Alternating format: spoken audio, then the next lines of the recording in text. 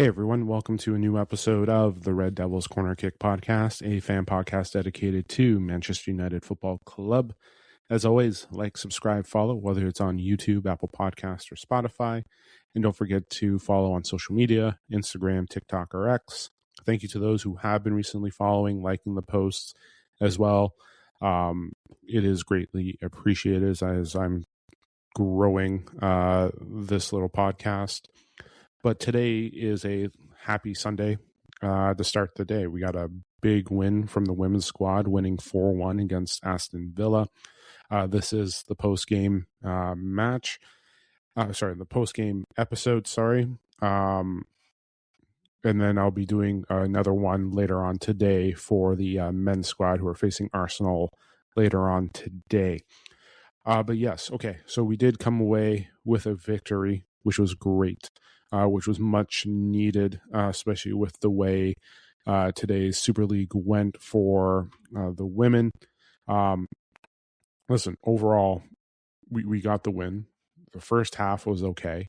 They really blew up in the final third, United, getting those 3 goals. The subs made an impact as well when he made those changes. Don't forget, I will be doing my player ratings later on as well. But watching the first half, it looked like they struggled. It was a great first goal by Olme with the corner, but Aston Villa very quickly responded. When you're looking at the goal, the shot, yes, it went through Rivier's legs. You had Tulis Joyce thinking that the way the angle was going to be, it was going to go to her far left post. Unfortunately, cut inside and went to the right post. But listen, there were struggles. There were struggles to keep the ball in the middle. There were struggles with the passes. Wasn't really much connection going on as well. The lineup is kind of what I was kind of predicting it to be. Same back for Mallard, Wangerham, Park, and then you had Schuler with the start. I would have thought you had Olme starting with Miyazawa. So it was similar to what I was talking about in that preview on Friday night, but realistically, there were struggles. There were struggles to move the ball. There were struggles to get the attack moving as well. There were opportunities in the half to take shots, but when they're trying to clear and start getting a movement, you saw the struggle there. You saw Villa adding a press. And when you do press, and you do press a lot against this women's squad, you do see that the struggles were there. Hands off to Mark Skinner for making the second half adjustments. And then you saw the changes happen as well. But there were times there where you were concerned, especially when you had Villa score that quickly. Villa was trying to take advantage as much as they could. They did it in the first game. They definitely held United there. But in the end, in that second half, we started getting a little bit better at the beginning of the second half. You started seeing movement, and then you started seeing the subs come in. And bringing in Lundqvist, and then you're bringing in Naslund as well. And then you saw things, Lundqvist and Turlin, my apologies. Naslund did come on a couple of minutes later. But those 3 but either way, those 3 changes were there, and they did make an impact. You did see the changes as the game went, especially with Lundqvist, Turlin, both getting goals today. Nothing against Schuler. Listen, Schuler played okay. She was average, but not much really trying to get in the attack. Park, who did get an assist and a goal, I thought struggled a little. Overall, everyone I think struggled in that first half, even our back 4. Listen, we maintained, yes, it was 1 goal, but at the same time, too, they were getting opportunities. The passing, again, there were struggles, especially with the long ball. There's some struggles there trying to do crosses into the opponent's box. Some reads should have been there. There's 1 or 2 times where I saw Park carrying the ball up. She could have made the read to Mallard, and Mallard could have taken it and given some shot opportunities. Some reads, that's what I noticed in the first half. But then the second half, when some changes came, you saw everything open up. And that's the one thing too, is when you've been watching some of the games, especially when you look at the Spurs game most recently, well, the two Spurs games, the final third, that's where they woke up, or they came alive and came back and would win. And I'm not taking away anything from the Arsenal game and the Burnley game. Every game is different. There is. But outside those two, when we played Spurs and when we played Spurs twice, you saw like those final thirds, and that's what it took today for them to get to there. You can say the final third, but you can look at him as like the final quarter of the game. But those final third, you saw things started to get it going. And yes, you can look at the stats; they were pretty even on shots on target. Listen, they had their opportunities, Villa, to do it, and in that first half, they had opportunities to take that challenge, and they could have inflicted some damage. You could have potentially looked at it as a potential upset, but in the end, they look great. Adding Turlin in definitely was, you saw definitely in a moment there for the attack. So just taking a look here, yeah. So Turlin comes, Turlin, Lundqvist, they all come on, they all get scores. Mallard, who assisted the first two, or Mallard assisting Turlin and Park's goals, and then Jess Park getting the assist on Lundqvist's goal. As the game continued on in the second half, you saw the opportunities there to score.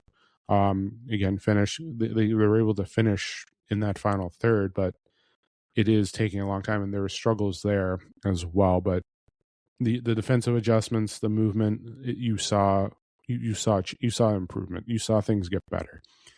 But in the end, I was happy with it. I was happy you got the win.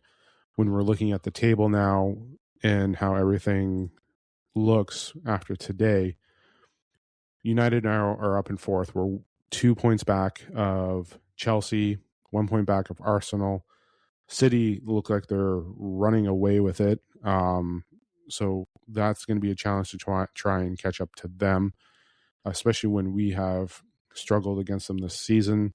But the opportunity is there to catch up. Chelsea is a strong opponent. We know what it's been like to face Arsenal the last two times. We just faced them in the League Cup semifinal, and we played them the week before in the first matchup of the season. So we know the struggle is there. Not only that, Tottenham, who we have also faced, just like how we faced Arsenal, but we had our troubles there too, as well. Like I was mentioning, the final third, we needed to come alive and get everything going. So right now, we do need to make sure going ahead we are still being consistent. We have to be consistent. Sorry, we have to make sure the passes are crisp, that we're moving the ball well, that we are finishing, that we're maintaining the mid, and then we have to make sure we're defending crosses. But again, we can't let players get those quick responses either. We scored in a fantastic corner, but then we let Villa come back and score quickly. They answered it right away. What was the time difference? 2 minutes. Within 2 minutes, they scored. We can't have that happen. We can't. We have to make sure we're right with the defensive coverage. You got to make sure we're we can't allow them to have that space to get those shots off. So, listen.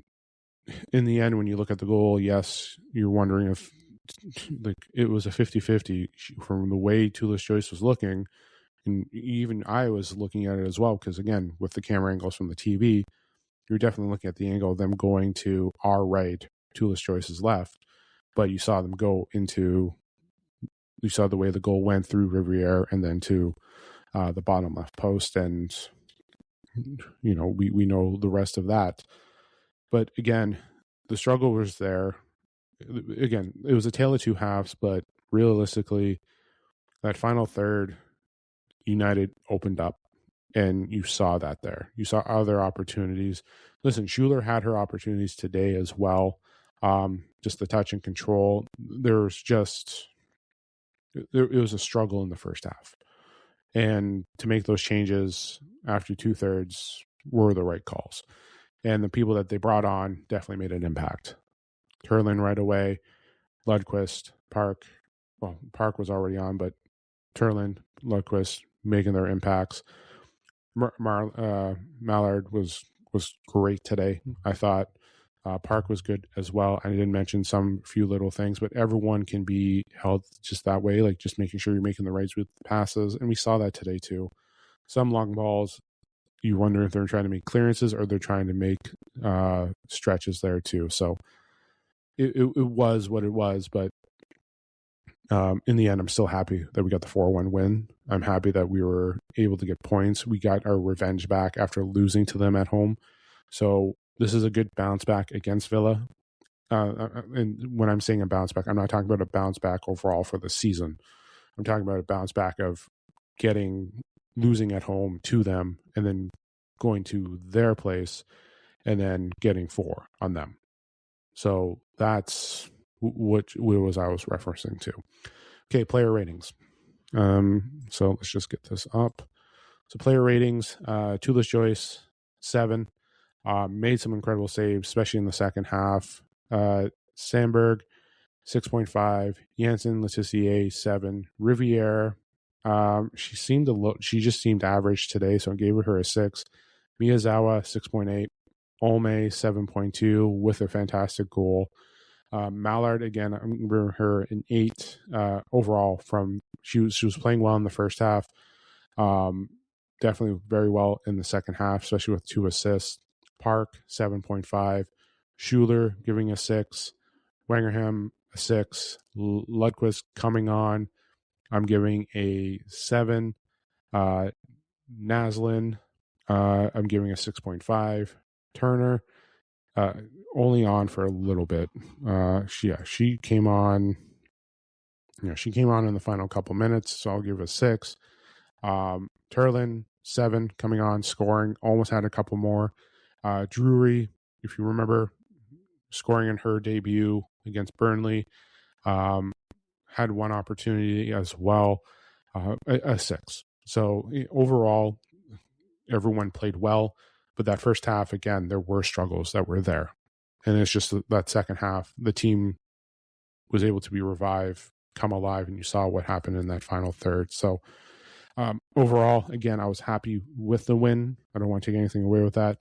They have Liverpool next week. This is the end of a week of rotation, tired. And that's the one thing, too, that could have happened with this game was potential fatigue. This was our third game in a week. We had Burnley last Sunday. We played the League Cup semifinal Wednesday. Then we had today. We're back next weekend with the women's squad against Liverpool.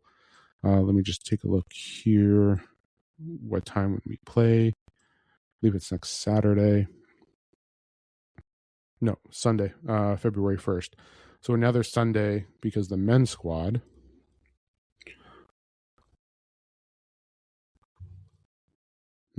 play next Sunday too.